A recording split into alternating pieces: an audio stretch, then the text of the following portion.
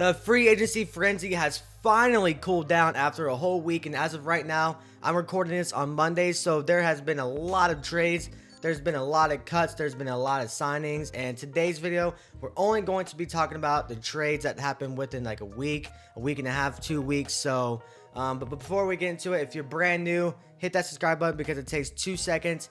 Hit that like button and comment down below your most shocking trade, because there was definitely a lot of shocking trades. I'm not gonna lie. Like, in my opinion, the Keenan Allen trade just completely threw me for a loop. But like I said, we got a lot to talk about today, so let's get into it.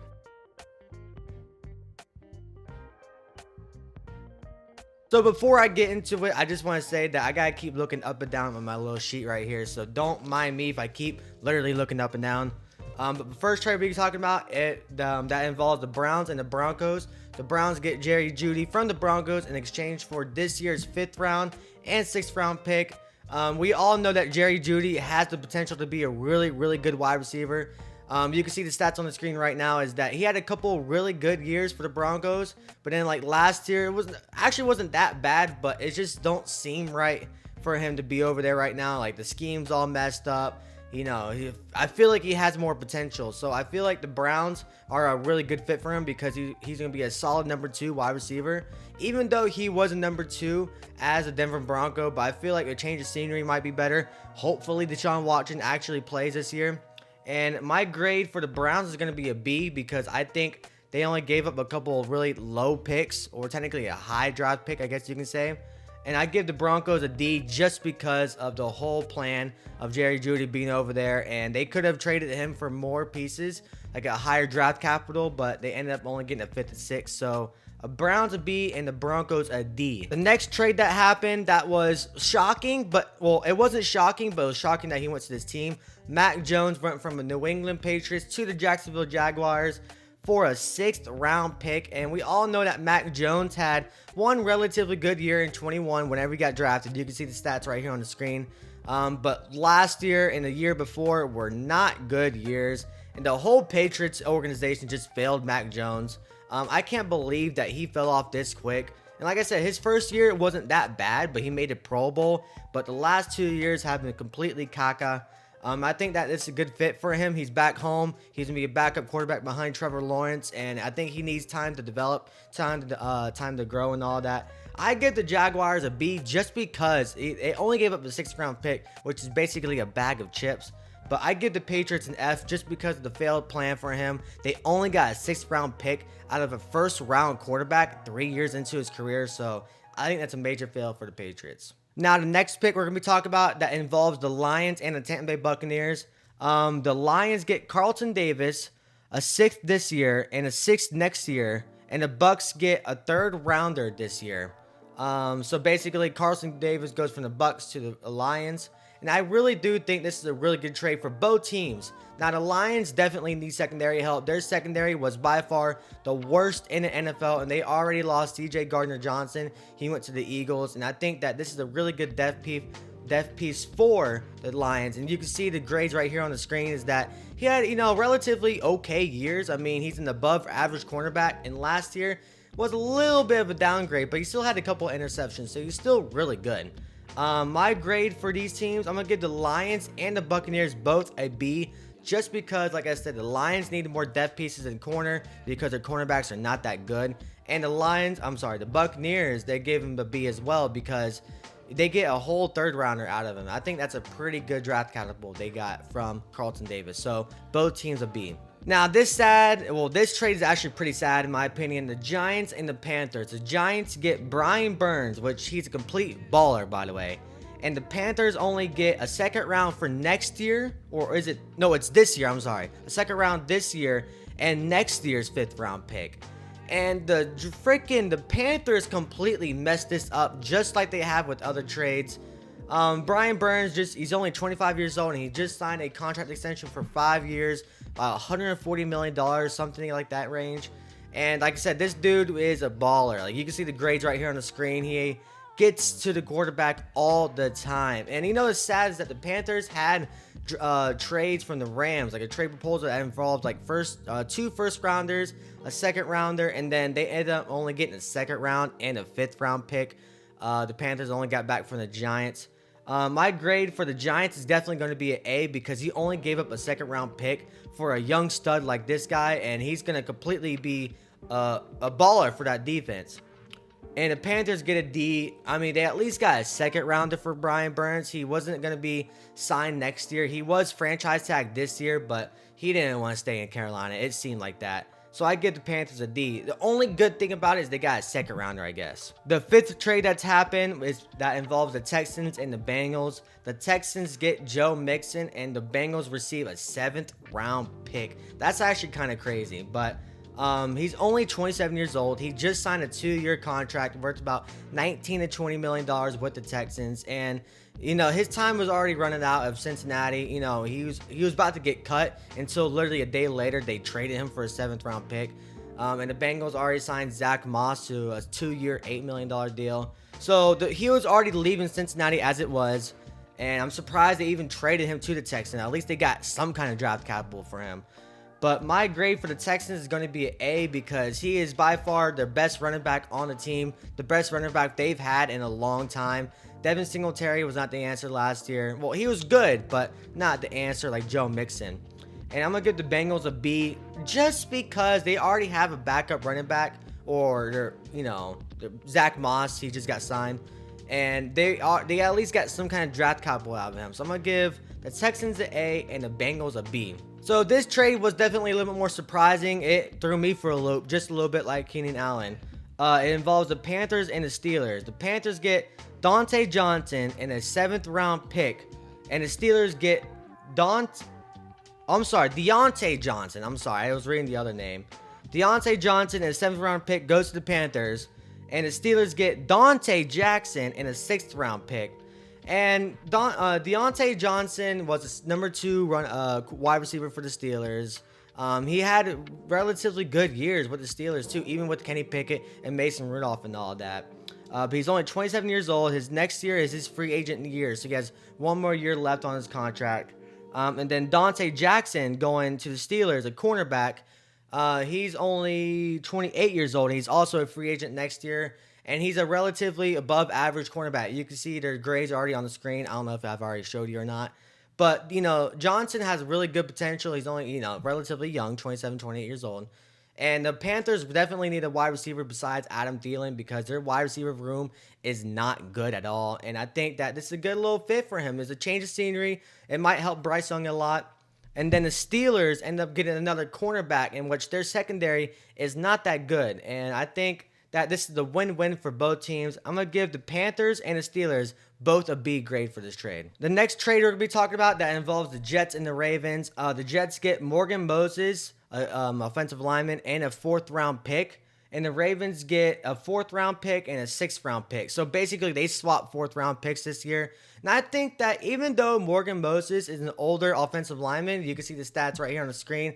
He's a really, really good offensive lineman. And the fact that the Jets basically only gave up a 6th round pick for him. Like I said, he is older, but he's still really, really, really good. And that Jets O-line is not good, man, because they're like one of the worst offensive lines in the league to possibly help Aaron Rodgers. Well, we'll see how he actually is next year. I really do like this trade for the Jets. I give the Jets an A right here just because they basically only gave up a 6th round pick for him. And I'm going to give the Ravens a C just because I feel like they could have gotten at least a little bit more draft capital or maybe like at least a 5th rounder, 4th rounder, maybe like 2 4ths or whatever. So I give the Jets an A and the Ravens a C. So the next trade involves the 49ers and the Texans. And the 49ers get Malik Collins, a defensive tackle.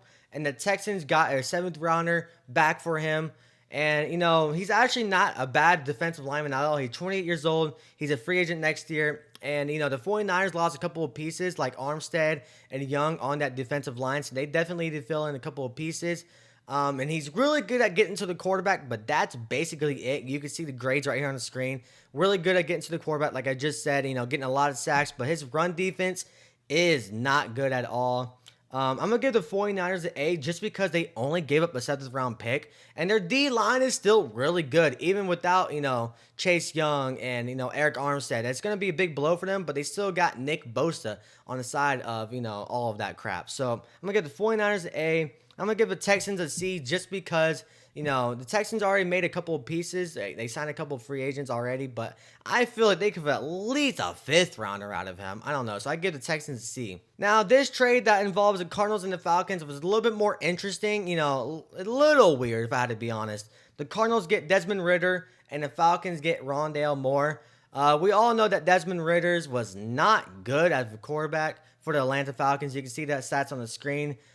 He's a free agent in a couple of years, and he was just not good at all. Like he literally ruined the offense for the Falcons, and they had a lot of pieces on that team. And then the Falcons get Rondale Moore. He's only 23 years old.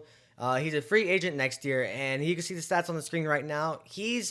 Hasn't had that potential yet. Well, he has all the potential in the world. He just hasn't hit it yet, and he's still really young, so he's got a couple more years to really prove himself.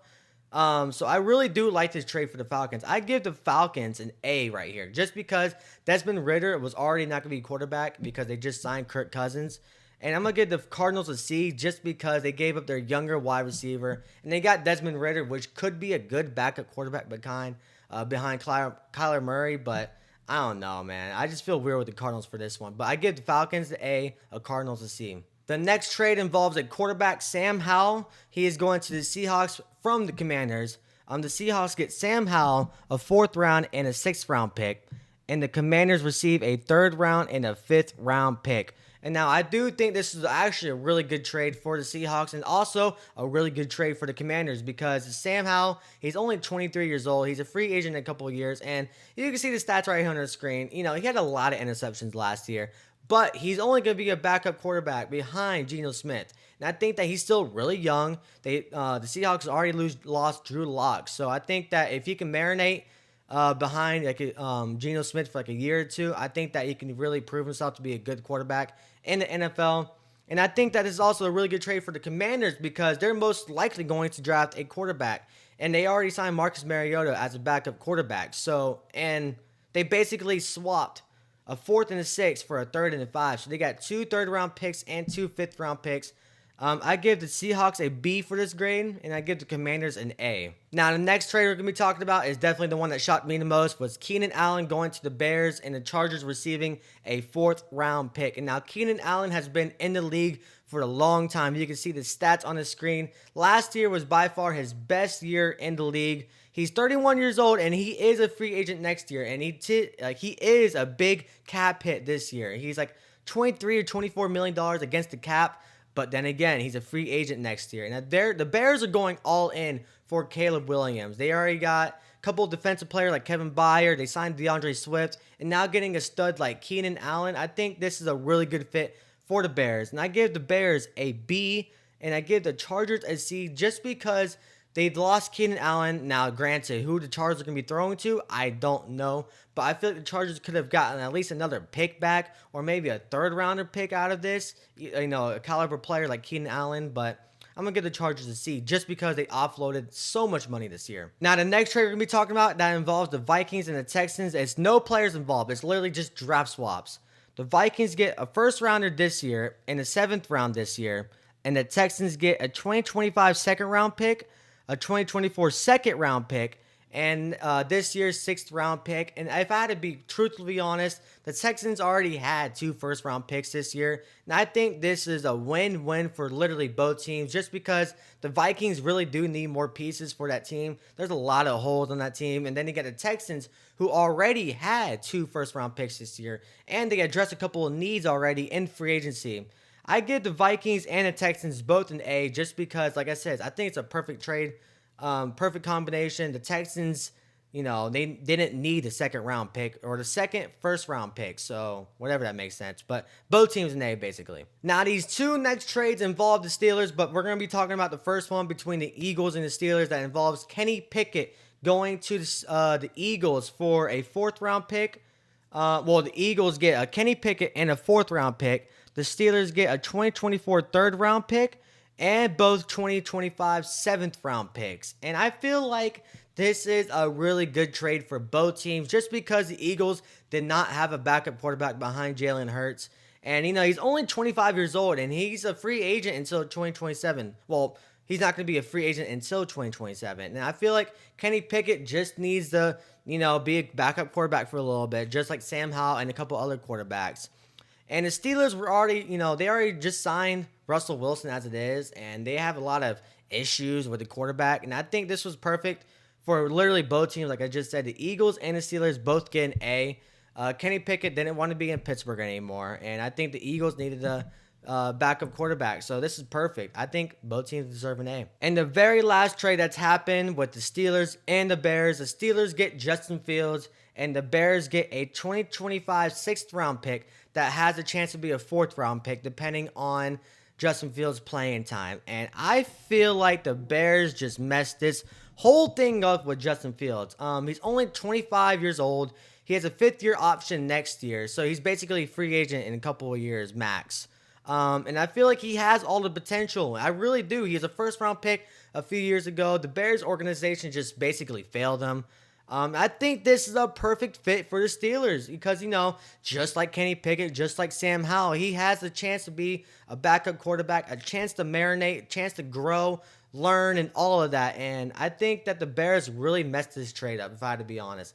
I'm going to give the Steelers another A. I think they really did great this offseason so far with the free agent signings and the trades that they've made. But I'm going to give the Bears a D just because the draft capital they got for Justin Fields. And I know that the Bears are getting Caleb Williams, but you could have traded Justin Fields maybe like a month or two ago for at least a 3rd-round pick, maybe a 4th-round pick, but you waited. You took forever to make the decision, and you got a freaking 6th-round pick, basically. So I give the Bears a D. But that wraps up this video. It's a little bit longer than normal, but, it's a lot of trades that happen, so give me a break. But if you like it, hit that like button, comment down below your, biggest freaking trade, like I said earlier. And yeah, I'm out of here. Deuces.